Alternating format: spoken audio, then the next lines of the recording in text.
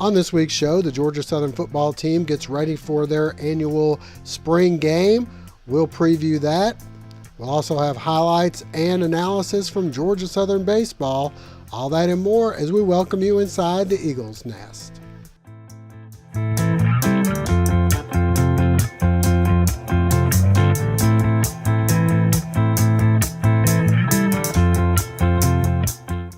Welcome inside the Eagles Nest. I'm your host, Josh Aubrey, being joined by Mike Anthony, sports editor and Georgia Southern beat writer for the Statesboro Herald. And Mike, we put the Schinkel to bed last week. The golf team continues to play strong. We mentioned how they finished third this past week in Furman as they get set for the Sun Belt tournament in Destin. But we're going to begin with the Georgia Southern baseball team. The Eagles on the road at UT Arlington. Rodney Hendon picks up his 700th victory. They win 2 out of 3 to even up their Sun Belt record, and then they go on the road to Patriots Point in Charleston. Always a tough place to play, and they're doing pretty good against the old Southern Conference teams. They knock off the College of Charleston on the road. Big series coming up this weekend at home, but how do you feel the Eagles are doing right now? Well, I think that, they're slowly starting to even things out a little bit. We mentioned how early in the season they were up and down as far as hitting was concerned. When the bats came around, some of the pitching, which should be a strong point for this team, I wouldn't say it's been bad, but maybe not as good as we had hoped for after the way that they ended last season, pitching so strong into the postseason. But, that's what these midweek games are for. You mentioned the success against, the circa mid-2000s SoCon teams, 6-1 season sweeps over the Citadel and College of Charleston and 2 out of 3 against Elon. And, those don't count towards the conference win total anymore, but they are important in baseball for the overall record. This is a very strong Sun Belt in terms of conference RPI. This is not like basketball where they're only going to send the tournament winner. There's a very real chance that 3, maybe even 4 teams are going to be looked at for regionals at the end of the season. And one way to do it is to finish strong in the conference, win the conference, but another way is to keep padding that overall win-loss record. If you can put up a pretty good performance in Sun Belt play and you have a great non-conference record, that's something that could push them over the top. We always talk about the pre-conference schedule as being the time you can do a lot of experiments, see where people are, how people are meshing, who's hitting, who's not, who's pitching, who's not. Do you feel like at this point we're seeing the team that we're going to see down the stretch, or you think there's still a couple of spots that he's still experimenting with that maybe there towards the end we may see a firm lineup? I think that some pieces are still shifting a little bit, but overall I think that Coach Hennon's got to be pleased. Before the season I was talking to him, and he said that he had a lot coming back, more than in most years for Georgia Southern, but he was also very optimistic about some of the newcomers this season, what they would be able to do immediately, and you've seen that in spots with Tyler Martin, some power there. Cameron Hankins coming along well. You've seen it with some of the pitchers who were maybe at the back end of the bullpen or one of the last guys out of the bullpen.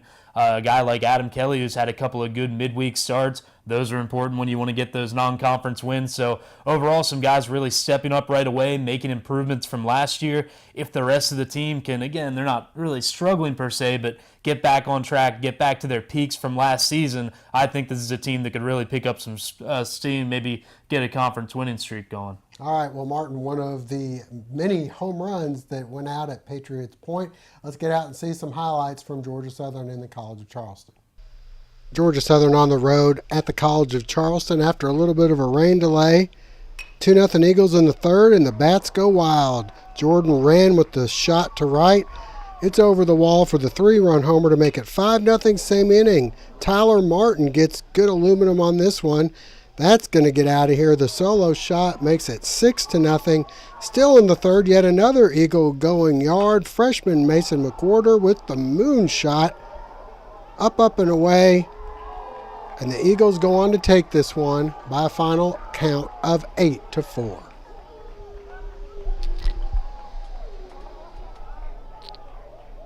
All right, well, coming up this weekend as well, we have the annual Blue-White, or the Georgia Southern Spring Game, taking place at Paulson Stadium at noon. Georgia Southern, a lot of people are wondering what the offense is going to look like. You know, we've got more two-back sets, even out of the shotgun. They're supposed to be getting under center, but they haven't done that to this point. It's still going to be probably part of the package for next fall. Right now, as they go, a lot of people are looking at the offense. What are you seeing when you go out there, especially on the offensive side of the ball? Well, earlier this week at practice, so you can read up in the Statesboro Herald, I had a chance to talk to new offensive line coach. Well, second time around, offensive coach for Georgia Southern, Bob Bodine, had some success here, won some championships as a coach, made it quite a name for himself as an offensive coordinator, offensive assistant at some other stops.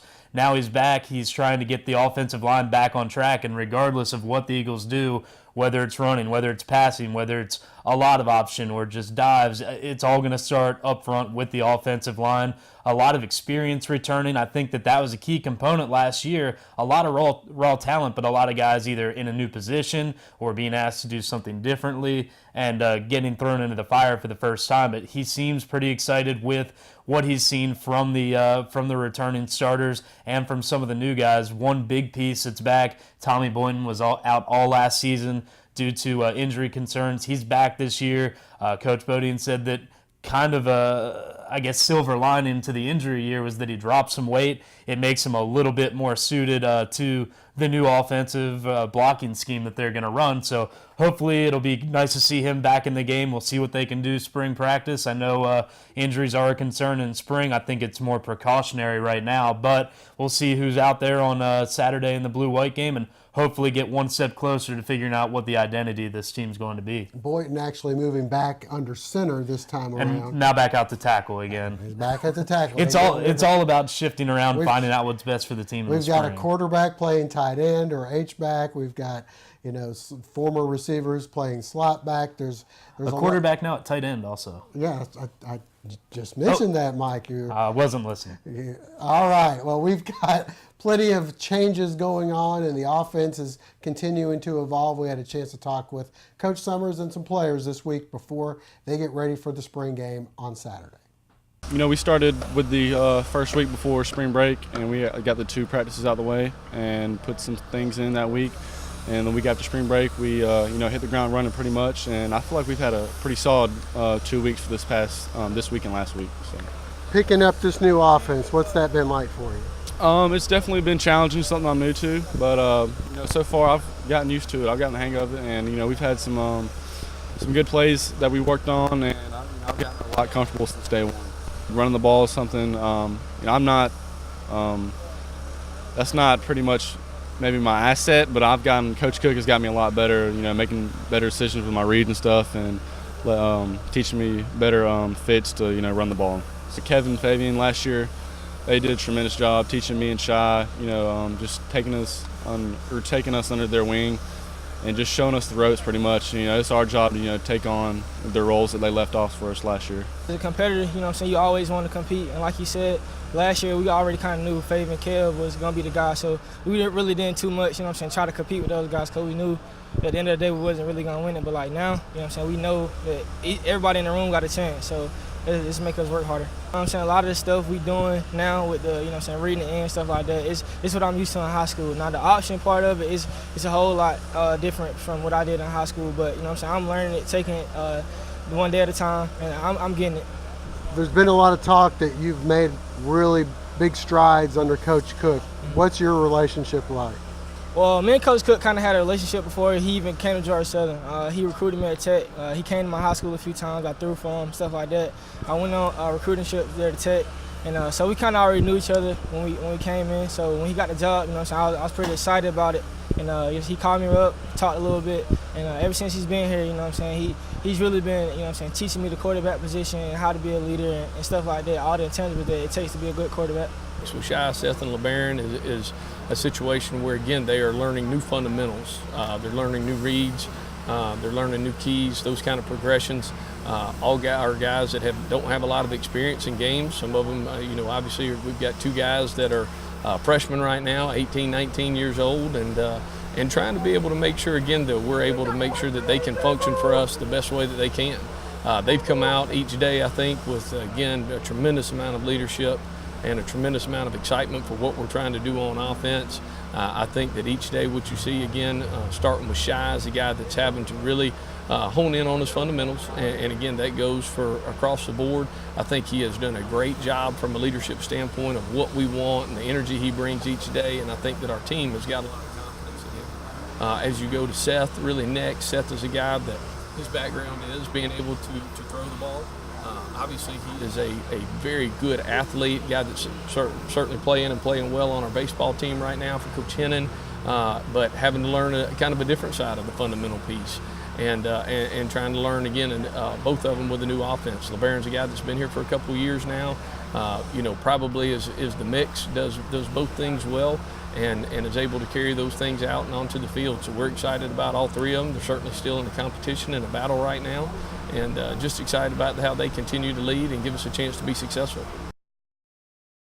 All right, well, the game gets underway at 12. Afterwards, there'll be a lot of Fan Fest activities on the field at Paulson Stadium, and still a couple more weeks. Usually the spring game takes place maybe the first or second weekend in April. This time taking place on the 1st. You got the Masters, you got the Heritage, you got Easter, so it's probably coming at a good time, but still a couple weeks of practice yet to go.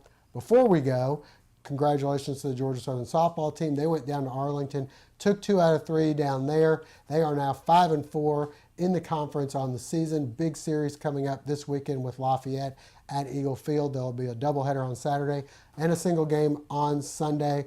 So good luck to them, because Lafayette is usually one of the tougher teams in the Sun Belt Conference. All right, well, that'll wrap things up for Mike Anthony. I'm Josh Aubrey. Thank you for joining us. Hope to see you again next week.